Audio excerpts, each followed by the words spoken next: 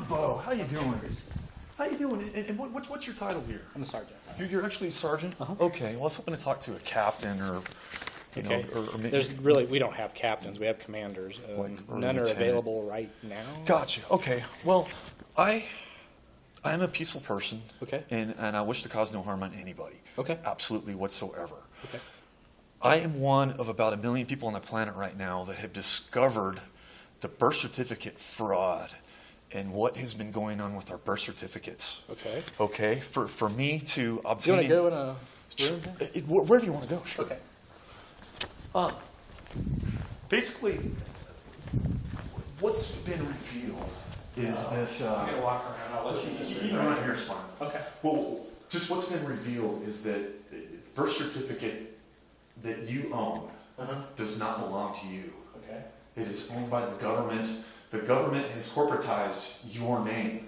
So for you to use somebody else's property under copyright laws, you're committing fraud. Okay. To do that. Okay. Okay.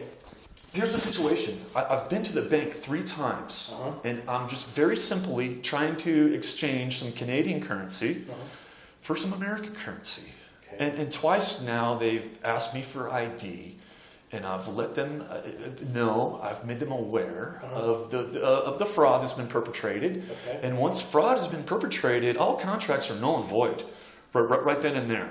Okay. But even after informing them of the fraud that's going on, they still are trying to aid and abet me into committing fraud. So the reason why I'm here, how do I go about lawfully exchanging currency without ID? I'm not trying to open an account or anything like that. So is the problem you don't have ID? Is that well, that's kind of what we're doing? basically yes. I no longer carry ID. By your choice? By my choice, yes. Oh, Yes, okay. absolutely. Okay. Absolutely. Well, I don't have an easy answer on that for you then. I mean, if the bank is requiring that of you, Excuse me. if the bank's requiring it, that's their rule. Well, yeah, but even though that it might be corporate policy, but they can't aid and abet me into committing fraud. At that point, I assure you they don't look at it that way. well, I know they don't look, and knowing the law or unknowing the law is not my problem. And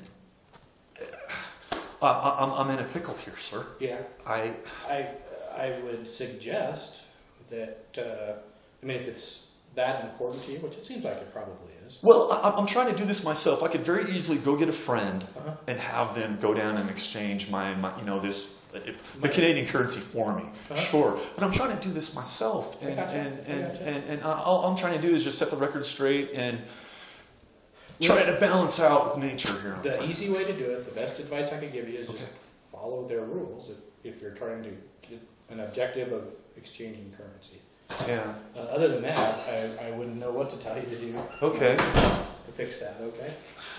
So, like, you couldn't send an officer down there with me and just stand there with me No. and be a witness as that well? That would set a really bad precedence for, for us to send people in to say, hey, you know what, we're here to vouch for this guy so that you'll give him his money and violate your policy. So You're not vouching for me, you're just being a witness. All you have to do is just stand there we wouldn't do that. and watch. We would not do that, absolutely not. Okay? Okay. Just, it's just a thought I had. Okay. Yeah, I get it. Okay. So Can I have you just like read that? And this is really the reason why I'm here. And I'd really appreciate it if you pass it on to your lieutenant, or you say there's no lieutenant or captains or maybe the chief. Now I would almost bet, Jim, that I'm not sure what the name of your chief of police is, but I'm sure he's aware of this. And there's just like I said, there's I'd say about 1 million of us now, but we're spread out all over the whole planet. And it's a matter of just informing people of what's going on here, Jim, because the mayor doesn't seem to want to rectify this issue. That's really why I came here. Isn't it kind of a bigger system you'd be looking at trying to change than a mayor? Not necessarily, because I'm not trying to just go out of my way and be like a Bible thumper and knock on people's doors and say, hey, Babylon's fallen, and yada yada yada yada. No, I am myself. I choose not to use any ID, and I choose not to commit fraud. But in this system that we're in, and we've been entrenched for so many thousands of years, dude. And I mean, to the point now where in order to do anything, you have to commit fraud because you have to use that birth certificate. And on that birth certificate, it says on your birth certificate, do not use his ID. You can't not use his ID. And we all did, and we all committed fraud to do this. And I'm trying to get out of it, and I'm just trying to inform, the population. I don't agree with your position. Sure.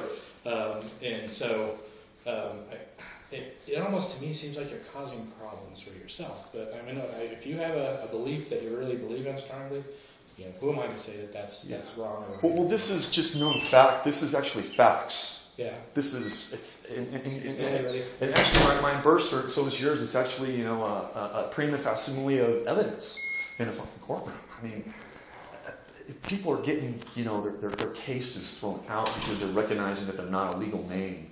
And once this happens, usually the judge will just get up and ban in court, and because he doesn't want to.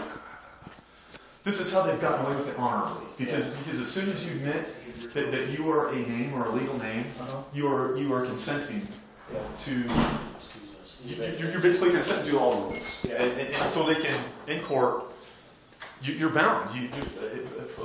Because you're admitting to committing fraud just by even appearing in court. I know you don't agree, and I know this seems deep and all that, Jim, and I appreciate your time. Okay. I really do. All right, take care, man. You too.